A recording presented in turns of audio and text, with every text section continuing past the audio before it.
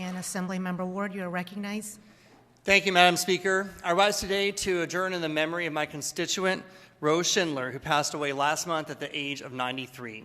Ms. Schindler is a Holocaust survivor from a Nazi concentration camp almost 80 years ago. She was here with us and her family during some of our Holocaust memorial remembrance ceremonies, twice actually.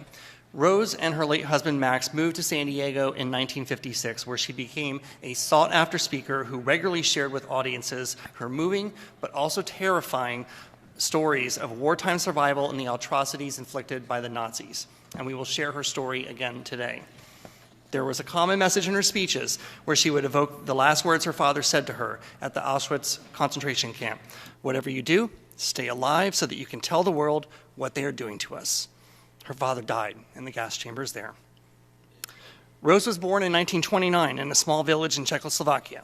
In the spring of 1944, all the Jews from her community were forced to a nearby town where they were housed in the ghetto of tents erected for families while they awaited the trains that would ship them to cattle cars in Auschwitz and Poland. She would remain in the concentration camp for 5 months until she and her two sisters were transferred to a work camp.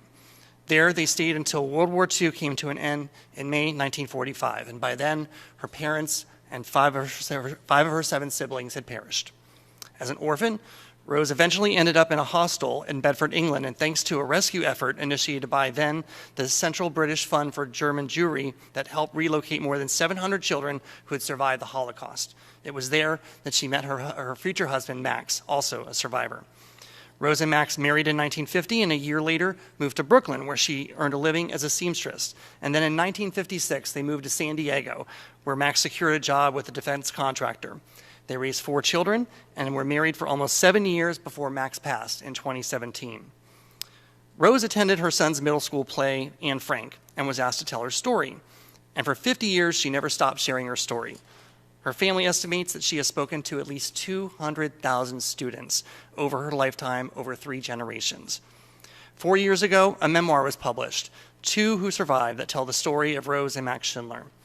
In Rose's last public speaking appearance recently at UC San Diego's Hillel Center in January, she said, "You can't imagine how horrible it was. We lived on almost nothing.